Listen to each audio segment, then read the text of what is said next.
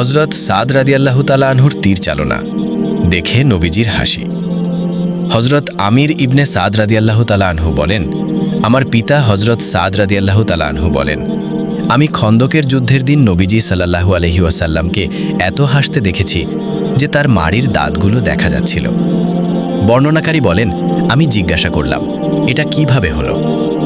হজরত আমির রাদিয়াল্লাহু তাআলা আনহু জবাবে বলেন, এক ব্যক্তির কাছে ঢাল ছিল, আর সাদ রাদিয়াল্লাহু তাআলা আনহু তো তীর চালনায় অভিজ্ঞ ছিলেন। ওই ব্যক্তিটি তার ঢাল এদিক ওদিক ঘোরাচ্ছিল এবং তার কপালকে হেফাজত করতে সচেষ্ট ছিল। সাদ রাদিয়াল্লাহু তাআলা আনহু তার জন্য তীর বের করলেন।